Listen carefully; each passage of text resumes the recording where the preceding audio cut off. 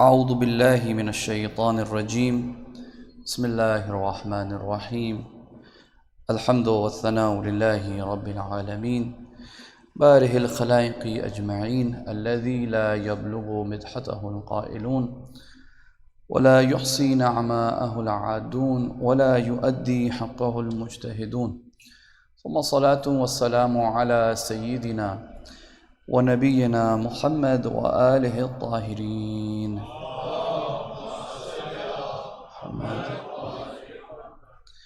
أما بعد فقد قال الله تعالى في كتابه المجيد وقوله الحق بسم الله الرحمن الرحيم فبشر عباد الذي يستمعون القول فيتبعون أحسنه صلوا على محمد وآل محمد.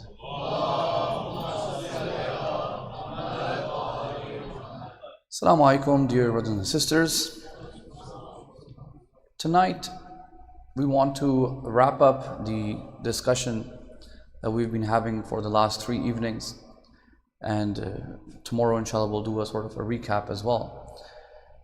As you know, we started this discussion by talking about the worldly responsibility that we have. And we said that the most important worldly responsibility that we have in our day and age is the revival of the Islamic civilization. Obviously, this is not some sort of an overnight process. It's going to take many, many years and many decades. But we have to at least start working towards it. And I said that in order to start working towards it, we have to focus on education, we have to focus on our intellectual development. And I began talking about some of the barriers that are there which prevent us from moving forward in this arena. And I said one of the key things we need to solve is how we look at each other and how we sort of observe each other and how we interact with each other, whether it's people within our own communities or people outside of our communities. And we said that, and actually I started with this narration of Imam Ali alayhi salam, who said to his son, Sallu ala Muhammad wa ali Muhammad,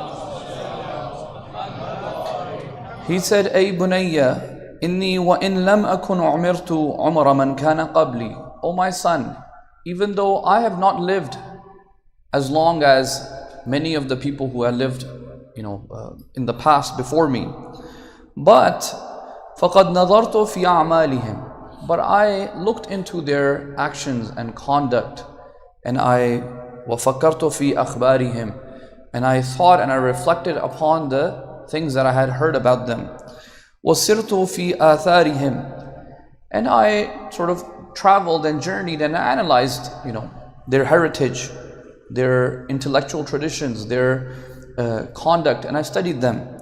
حَتَّى عُدْتُ كَأَحَدِهِمْ, until as if I became like them, as if I lived with these people. That's how much I analyzed, and that's how I observed them. I didn't observe them from the lens of obsession over what they had. I didn't observe them from the perspective of flaw finding.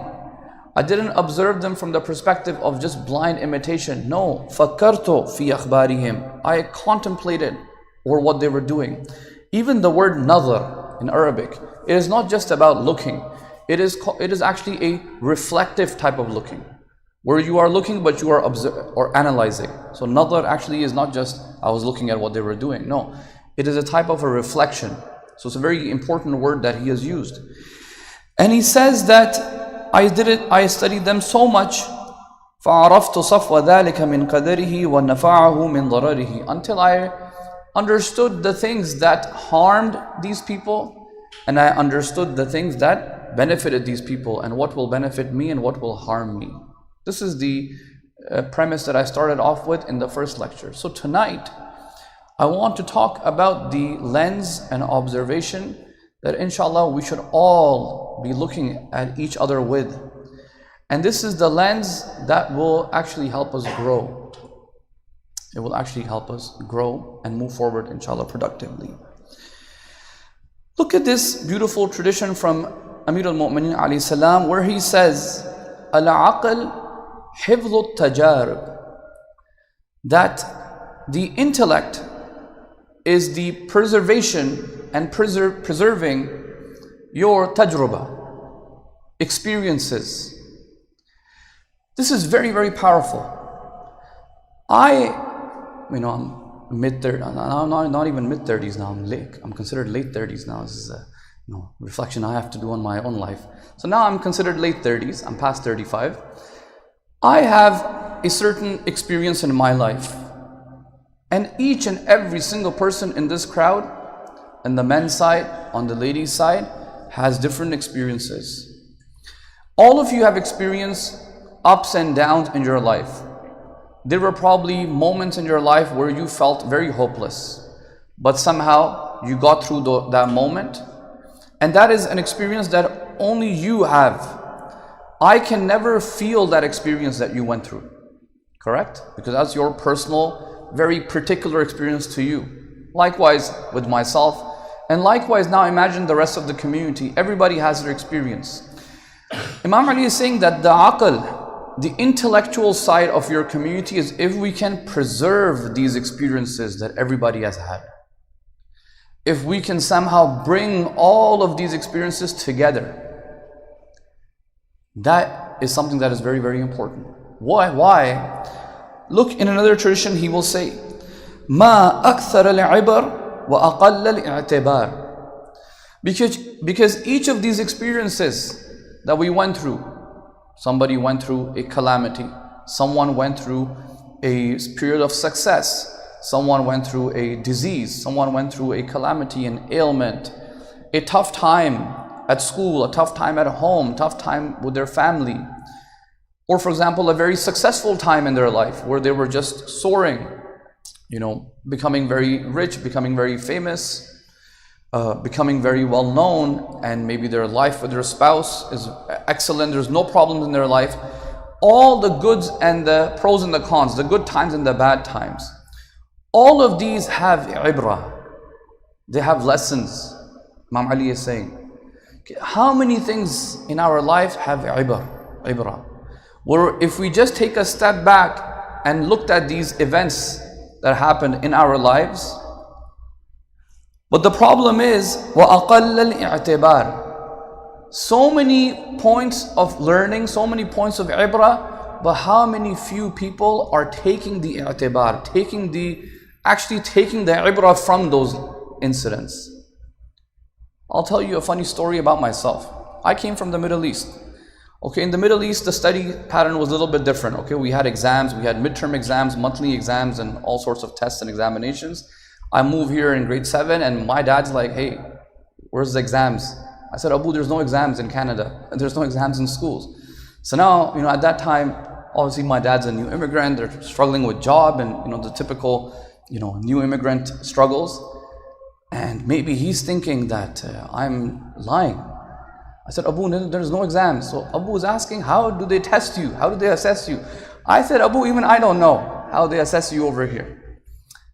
So grade 7, I actually didn't know what to study for. And I'm getting my report card and I have no clue why I have a 70 in English, why I have an 80 in some subject, why I have a 60 in some subject, or letter grades at that time. I said, okay, whatever. That was my first year. Went to grade 8. Grade 8, I was doing good based off of my general knowledge, because in the Middle East, we went to British American schools. Foundations were good. Grade 8, I said, we had a friend that came from China at that time, and this Chinese kid was super genius. Okay, he came in the last 2 months of grade 8, we were all graduating, and he killed all the subjects. He got like high marks. So I said to him, I said, you're smart, but guess what? I'm smart too. I just don't study because, the marks don't count for university. Watch me when we go together in high school. So our middle school was connected to our high school. I said, watch me when we get to high school, you'll see how I will score 90s. High school started, grade 9 started, and I realized, okay, wow, even the grade 9 marks don't count for university. So I was like, all right, we'll take it easy. And based off of my general knowledge, we were getting 70 B averages, past grade 9. I told that boy again, I said, watch in grade 10. I'm gonna show you I can get a 90. Brothers and sisters, grade 10 also came. There were a lot of ibrah. There was a lot of ibrah that I could have taken. I could have changed my study habits. Didn't care. Grade 10 came, grade 10 went by. Grade 11, I realized, Aslan, even grade 11 doesn't count for university. The only average that counts is your grade 12. I was like, oh. So I chilled again in grade 11. Grade 12 finally came. And now I'm under pressure. Because people know me in the community. Even back then I was part of the youth committee and this and that and whatnot. And I'm like, if I don't get in to university, my own izzat is going to get ruined and my parents' reputation is going to get ruined. Somehow I got to figure out how to get in. Now, the problem is, guys, for 4 or 5 years, I don't have the habit of studying. I don't have the habit. So how am I going to overnight bring this average? Anyway, somehow, karte, alhamdulillah, got into university, and then finally in university we realized, okay, now we got to study. So alhamdulillah, then we did the degree and mashallah, after that we were good. But there were many with me who couldn't even pass through university. First year they dropped out because there was no discipline, there was no organization. This is just my own example. Many youth are like this. I know because I talk to many of them.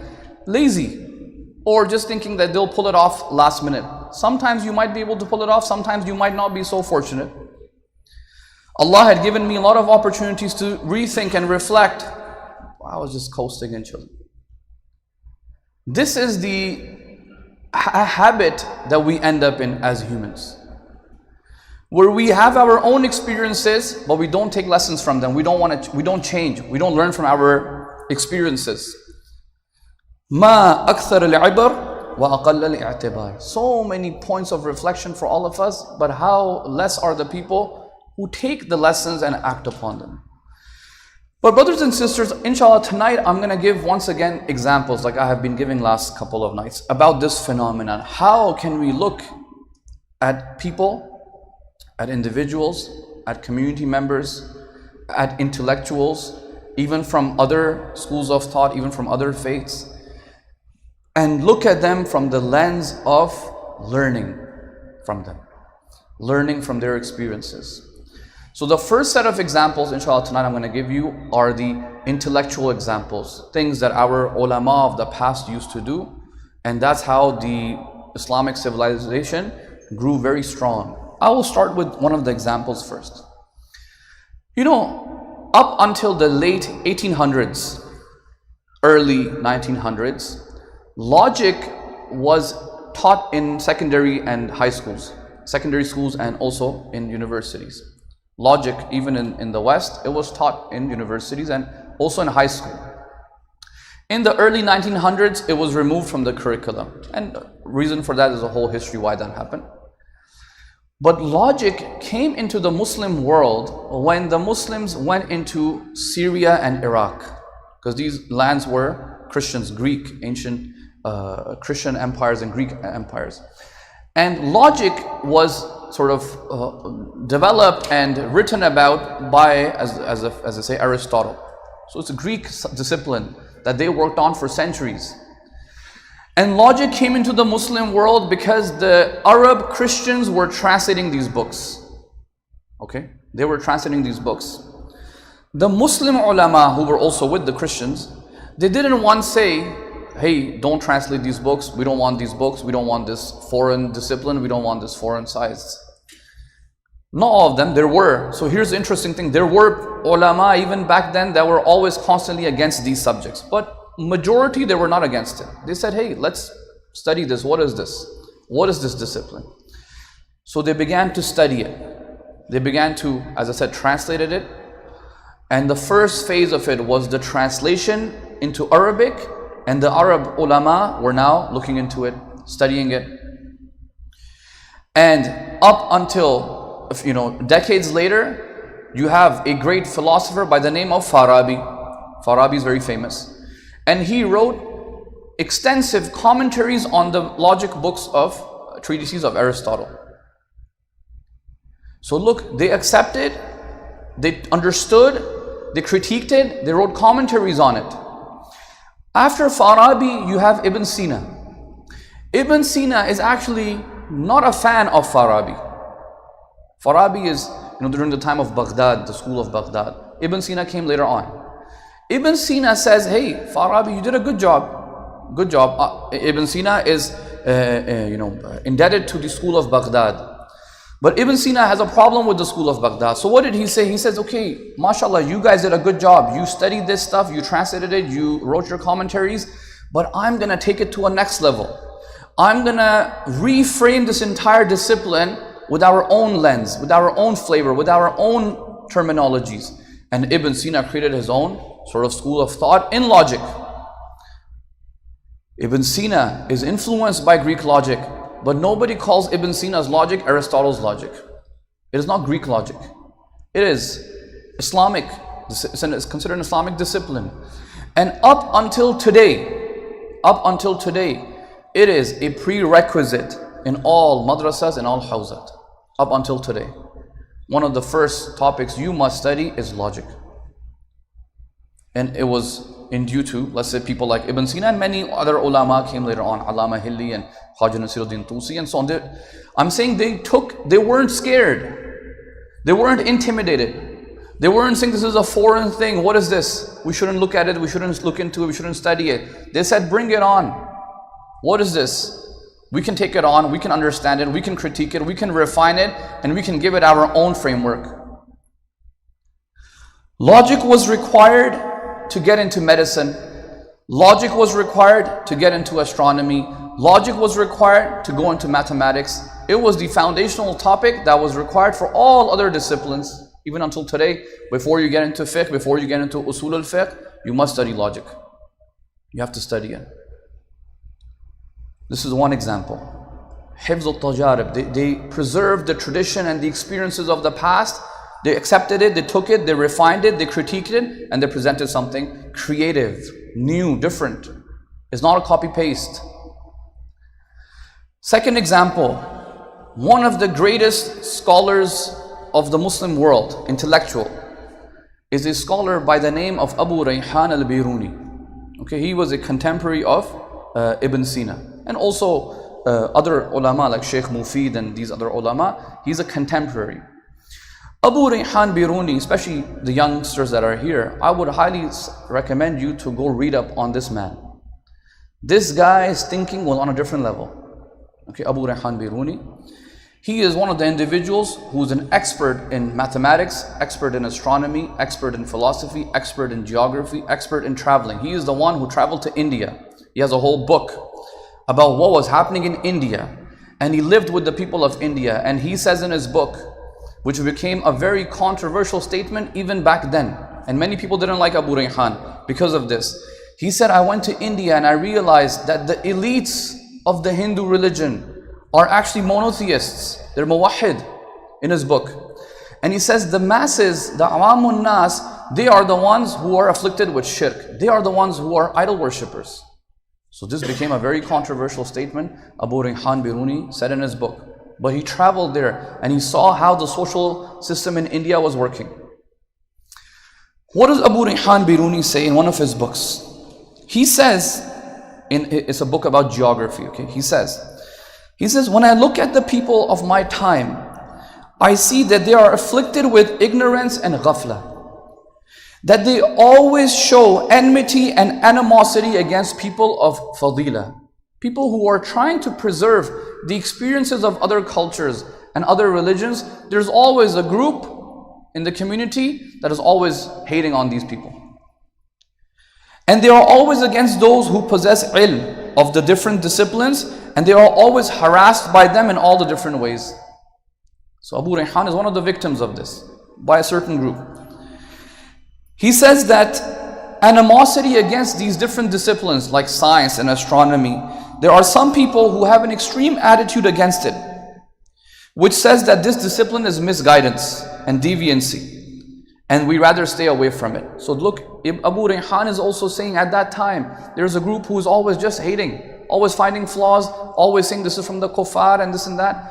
He says, hey, what's going on? But look, Rayhan fortunately lived in a culture where that voice was not strong enough. Okay, wasn't strong enough. They considered these sciences to be outside the fold of Islam. And they say these fields are irrelevant. Okay, so he says, these people say that these sciences are ungodly and atheistic. He says, Biruni says, these are ignorant people. The juhala.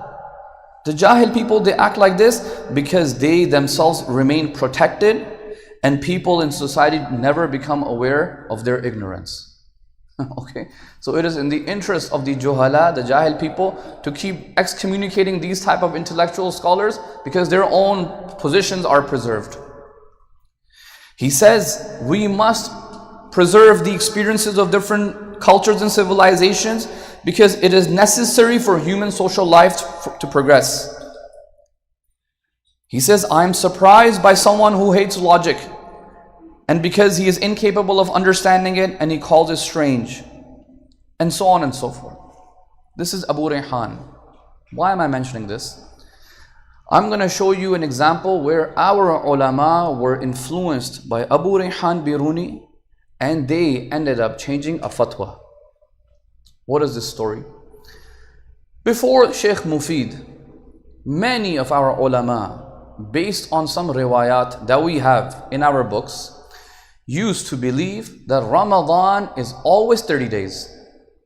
This was, believe it or not, the fatwa of many heavyweights, Sheikh Saduq and these big guys. They said Ramadan is always 30 days. Aslan, you don't even need to cite the moon, because the ahadith, the riwayat, many of them say, and it's not one, we have multiple narrations that say Ramadan is always 30 days. Sheikh Mufid, when he is younger, Sheikh Mufid is older than Abu Rayhan. When he is younger, he also has this same view. Sheikh Mufid says Ramadan is always 30 days because we have riwayat. Later on, as these developments are happening in astronomy, he writes a treatise and he negates and nullifies this whole opinion, and he says no, Ramadan can be 29 and 30 days because of the astronomical findings that we have discovered. And since then, today, no faqih of the Shia mazhab believes in this opinion. There is a book by one of the maraji in Najaf, not like a senior level like Sayyid Sistani, but younger than him, Sheikh Yaqubi, his name is. This is something I came across in 2016. He has a book called Al-Riyadiyat lil-Faqih, Mathematics for the Jurist.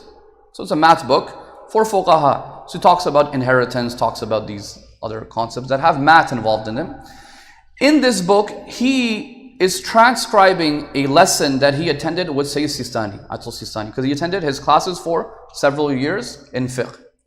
And Sayyid Sistani is discussing this topic of Ramadan, 30 days matter.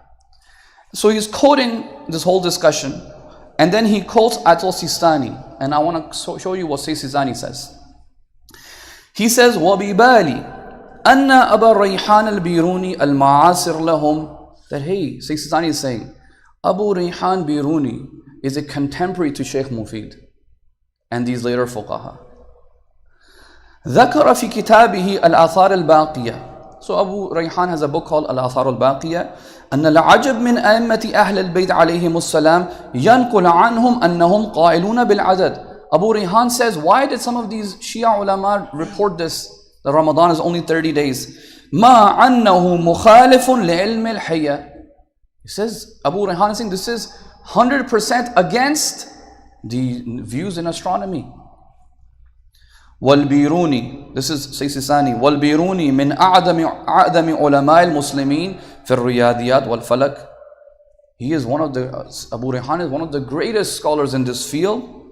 وهو في بغداد ومعاصر لهم فيمكن أن يكون له تأثير في عدول علماء الشيعة عن هذا الرأي حتى تلاشى. It's possible that the views of Abu Rayhan Biruni did ta'seer, had impact and influenced the views of the ulama of Shia, and this opinion changed until it was annihilated. This opinion doesn't exist. Maybe most of you never heard of this opinion. Okay. So the fuqaha of the Shia looked into the views of Abu Rayhan and other astronomers, and they said these riwayat cannot be accepted. They are weak. We must reject them. They could have said, Abu Rayhan, your studies, your views are irrelevant. You don't know anything about fiqh, you don't know anything about hadith the way we do. You are talking about atheistic sciences and astronomy and so on. We have nothing to do with you. We have our own opinion and style. Until today, you would have been doing 30 days. and saying, the moon sighting would have been, and the world is moving to astronomical calculations, you're still stuck on, no, hadith says 30 days. I'm saying they weren't scared of Abu Rayhan Biruni. They said, what does he have to say? If he has something relevant and important to say, we will take it. We will change our opinions. No problem. Third example, we have a Shia scholar by the name of Ibn Nadim. Ibn Nadim is a scholar but also a librarian, someone who would catalog books. Once again, I'm asking all of you guys to look these figures up. These are very important individuals. They will show you the mindset the Muslims had. Ibn Nadim is well known for one of his books. It is called Al-Fahrist. Al-Fahrist just means catalog. It's a catalog of the books that were in existence in Baghdad in 2nd, 3rd century Hijri. And this Fahrist, this catalog, which is very long, gives you a snapshot of the type of discussions the Muslims were having in the time of 2nd and 3rd Hijri in Baghdad. And I just want you to look at the table of contents. And you will see how the Muslims are engaging with all sorts of ideas. All sorts of ideas. Firstly, he starts with language and calligraphy. The first chapter, I have the Fahrist here with me. Okay, the Fahrist is here. The table of contents is translated into English, by the way, this book. You can read it. Language and calligraphy. The Torah and the Injil and other scriptures. Muslim ulama are writing about the Torah and the Injil and other scriptures. The Quran. The grammarians of Basra. The grammarians of Kufa. Did you know in grammar, there were schools of thought in grammar? There's actually a school of thought of Basra and a school of thought of Kufa and different schools of thoughts. They have their own theories in grammar. And believe it or not, I don't have time, but there were grammatical discussions that ended up impacting philosophical discussions. Historians and genealogists, people who are studying genealogy, ansab. Government officials who wrote books. Court companions, people who were involved in courts. Singers. Books about the singers and how to do music. What's the art and the skill of music? Music is studied under mathematics. Classically, traditionally, music is based on mathematics. They were writing books on it. Jesters, comedy. They wrote books on the philosophy of comedy, how to do comedy, make a good joke, humor. We have some of these translated now in English as well, believe it or not. Poets of pre-Islam, poets of the Umayyad period, poets of the Abbasid period, Muslim sects, the Mu'tazila, the Shi'a, Imamiyya, Zaydiyya, the Khawarij, the people who were known as that time the people of Ahlul Zuhud. The word Sufi and Urafa was not very common back then. Zuhud, Ahlul Zuhud. What were their ideas? What were their books? Philosophy, the Greek philosophers, Al-Kindi, other scholars, mathematics, astronomy, medicine, Greek medicine, Islamic medicine, storytellers and stories. There was a whole phenomenon of the Qussas. There was a skill and a style to tell stories. They had books written about the art and the skill of this. Exorcists, Ruqya as they say, taking out jinns, how to do that science. Jugglers and magicians. Can you believe it? There were books written about magic and sorcery, as they call the occult sciences nowadays. Miscellaneous subjects and fables, and then he talks about other religions, Sabians and the Zoroastrians and so on and so forth. This book alone shows you what we had. They're not scared of any of these ideas, foreign ideas, because their faith is strong. Their fundamentals are strong. Their beliefs in Allah subhanahu wa ta'ala, in Tawheed, in Nubuwah, and Imam. Ibn Nadim is Imami, Shia. In Imamat. None of these ideas are going to cast doubt in them. In fact, it is hikmah. If they can take the hikmah from anyone, they'll take it. And brothers and sisters, many other examples. Paper making. The Chinese came with paper. But there was a battle called Battle of Talas. The Abbasids fought this battle. Chinese people were taken as prisoners, and they brought paper making into the Muslim world, and Muslims ended up taking this paper making technique, started inventing water mills in Samarkand and in Baghdad. I have been to a paper mill in Samarkand, believe it or not. One of the old ones. They made water mills and they took paper to Europe hundreds of years later. In the first lecture I said, the printing press took 300 years to come to the Muslim world. Likewise, the paper that the Muslims developed took hundreds of years till it got to the West Europe. We were that far ahead. Medicine tradition went from the Greeks to, let's say, Ibn Sina. Astronomy went from ancient Greece to the Muslim tradition. House of wisdom, this whole Bayt al-Hikmah, the Persians and the Greeks had this. The centralized location to study, Library of Alexandria. The Muslims took it, they were inspired by it, they were creative, they created their own system. They started giving education for free. The Hawzat, they were free. Government started to fund. The Mamluks, the Mongols, they destroyed the Muslim Ummah. This is one of the sad parts of our history. The Mamluks defeated the Mongols. They looked at the warfare techniques of the Mongols, and they built a military school in Cairo to teach the art of warfare, upgrade their military skills. And the Mamluks defeated the Mongols in a battle of Ain Jalut, it's called. They took all of this stuff and they added their own flavor, added their own touch, added their own tradition to it, and so on and so forth. They were not doing taqleed. They were not constantly flaw finding. They were not obsessed with, oh my God, the Mongols have this and we can never get it. No, they were like, hey, how can we learn from this? What can we learn? How can we learn, and how can we bring it and combine it with our tradition and change the battleground, change the battlefield? This was the level of creativity. This creativity comes when you don't have fear and when you have humility. Humility meaning, I can always learn something from another person. When you have arrogance, you will not be creative because you feel I have everything. What can you teach me? What can this kid teach me? What can the elders teach me? That's takabbur. You will never learn anything. So what is our creativity today? Our creativity today is the West will invent a telephone for us. It will make a cell phone for us, and we will print a sticker and put a Islamic wallpaper on it. The West will invent an airplane for us, and our creativity is that Saudi Airlines will remove some chairs from the back and make a place to pray. Creativity, and put a Qibla compass on it.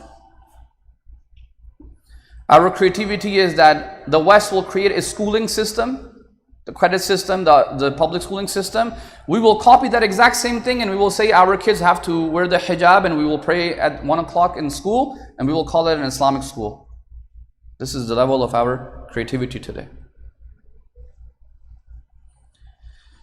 Our biggest victory is that if I can get a job in a big company, and if they can make a place for me to pray, and even better, if they can make a new wudu area for me in my company, that's my biggest victory.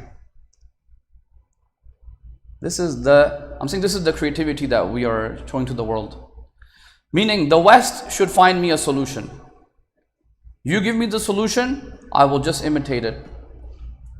I have no ability or interest in being creative and contributing.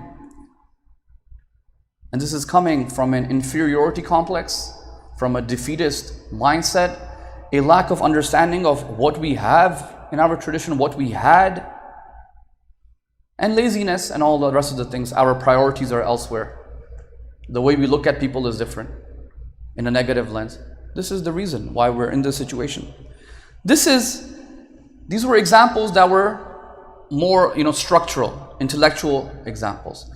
What about in our own daily lives when it comes to the community members? So even yesterday I talked about taqleed. First I talked about taqleed of these so-called specialists. Then I talked about taqleed of just customs and rituals. So likewise today, how can we learn? So we can learn from other intellectuals as well, other traditions as well, other civilizations as well.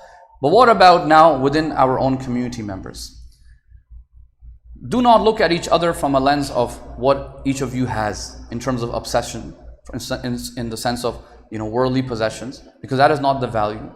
Do not look at each other from the perspective of constantly finding flaws. You're not going to grow. And do not look at each other from the perspective of just blind imitation. Don't do that either. Look at each other from the perspective of what can I learn? Look, we can give many examples. I can give some examples even from my own life. Let's say you have someone in the community and they went through a period of their life. They were very humble, let's say, and all of a sudden, mashallah, they are now very well off. They're very rich, they're very good, and they have now developed a characteristic of showing off and putting other people down all the time. Okay, it happens to people, their akhlaq goes kharab sometimes. There's a couple of ways I can look at this. I can say, oh, this person, he's shameless. This person, he's always showing off. This person, he's always like this, and I am just constantly finding flaws. This is one way. Or I can say, hey, this person who is now, this was my friend, he became greedy, and because of his greed, and he cheated the system, and he did all of these things, and mashallah, wow, he's gone rich. How can I copy him? This is another thing I can do. Or I can say, wow, someone can be very well off, but their akhlaq is in the dustbin. What can I do to make sure I don't end up with this characteristic and I don't end up with this trait while still becoming successful? What can I do that I don't end up with this negative trait? This is the ibrah. What can I do? Guys, we have to change our mindset from pointing the flaws out to figuring out how I don't get afflicted with that flaw. This is the whole game. Don't say Shimr did this, Shimr did that, Yazid did this. You got to figure out, wait, how can you make sure you don't become like Yazid? How can you make sure you don't become like Shimr? Shimr is just another guy and lived in the Muslim world. Yazid was another guy, lived in the Muslim Ummah. So something happened to them that they became like that. Don't think that you are an exception to the rule. This is coming from ujub, coming from conceit. That okay, Yazid can be an evil person, Allah will punish him. If I become like Yazid, if I have characteristics like Yazid, no, Allah will not punish me. Tomorrow, inshallah, I will read a hadith from Imam Baqir alayhi salam that will show you, no, Allah will punish you as well. You're not an exception to the rule. You calling yourself Shia is not going to give you this najat. Tomorrow's will be the very important narration from Imam Baqir alayhi salam. I will quote for you guys. That the name will not save you. Your name and your claims are not going to save you. Or for example, sometimes what happens is, sometimes it happens in families, you have family members, they have a family dispute, and one or both sides of the family, they now start holding a grudge against each other, and mashallah, this grudge never ends. Till the end, till death does them apart, these grudges never end. That family member did this to me on that day, and 50 years later, the grandchildren are wondering why the families are not talking. Yeah, beta, 20, 30, 40 years ago, this lady, your khala, your mami, or whatever, your chacha, chachu, did this to me or said this to me. And the son is like, bro, move on, move on. So you can look at this situation, and you can and this is specifically important for the youngsters. You can come and look at your elders and always keep finding flaws. The elders, they're always like this, they have this problem, they're always looking negatively, they're always in their grudges. You can do that, and you can completely dismiss them. That's one way. Or you can do taqleed of them. So your uncle, your father and mother was like this, I will also be like that. How dare you, Falan person say something bad to my father 30 years ago when I was just a 2-year-old kid. I don't even know who you are. How dare you say that? So I will just follow the trend, and then my children will follow the trend. This, I have actually seen this. That's why I'm giving the examples. Otherwise, the examples wouldn't come to my mind. Because I've seen this, I'm telling you this happens. Or I can say, wow, grudges are very, very detrimental in our community. Because of the grudges we have against each other, we're not able to work. So how can I make sure that this, I don't become a person who holds grudges against people? There will be people who will do injustice with you. Okay, nobody is going to live a life of complete justice. No. There will be times where injustices will happen to you. There will be times where unfair things will happen to you. You need to figure out what can I learn from this situation? Wow, this is what it looks like when people have grudges. It is ugly, it is disgusting. It is not beautiful. And it's hindering the growth. What can I do to make sure I don't end up with this trait? I don't end up with a grudge. Learning from experiences. These are negative things, but I'm learning from it. I'm not constantly pointing the flaws out for the people, but I'm using it for my benefit. I'm saying, hey, how can I learn from this? Many other examples I have. Imagine you have a community or business or an organization, and this business or this community or this organization or even a government, political system, it, let's say, has flaws, and people are telling it to, correct yourself, and they end up falling down. The business goes bankrupt, the community is suffering, or the political system is suffering. I can look back and make fun of them. Aha, see, serves you right. We were telling you, you didn't listen to us, and I make it into a mockery. That's one way for me to do it. Or, I can, obsess over their success. Because remember, they were successful. Imagine they were successful at first. I can say, hey, maybe I can see what they did in the beginning to be successful. Or you can say that, hey, what can I do to become successful but not make the same mistakes they made? Because if I make the same mistake this company made, or this business made, or this community made, I will end up with the same. Within the first 5-6 days of Muharram, I said to them, I was like, wow, you guys are reminding me of Toronto like 25 years ago. When we had no English speakers, we had to fight with the uncles, please bring an English speaker in. So it was very new, very small. And I said something to them. I said, brothers, I can give you a lot of advice. If you listen to me, I will tell you what mistakes not to make that we made. Because we have 25 years ahead of you. And there are many things that when I look back, I'm like, I wish, or we wish we could have done them differently. Correct? So I told them this, and mashallah, they're like, yeah, please tell us. So I started to give them advice and suggestions that don't make these mistakes, and prioritize on these aspects instead. Change the way you do your programs. Change the way you engage the youngsters. Change the way you do certain, activities for the women and the children and so on. Because we didn't do them, and we struggled and we suffered later on. Preserving the tradition, preserving the experiences, and learning. This is not about them bad-mouthing our community or looking down on our community and saying, oh, you guys were horrible. It's not about that. It's about how my experience can benefit you, and in fact, how your experiences can benefit me. I learned so much from them. They were a Hazara community, they are Hazara. I learned so much about them and their journey and their struggles and their difficult times and the genocide that they went through and how they came to it. Like, I was there to learn. I'm like, wow, this is amazing. And I can take your experiences and I can implement them here, which I'm trying to do. I did. It's not about, oh, you guys are so behind. You guys don't understand anything. No, it's not about that. Don't look at it negatively. Look at it from a perspective of learning. That will change, brothers and sisters, the entire ballgame. It will change the entire ballgame. Okay? Our lives are connected. Okay, our lives have experiences that we all share with one another in some way or another way.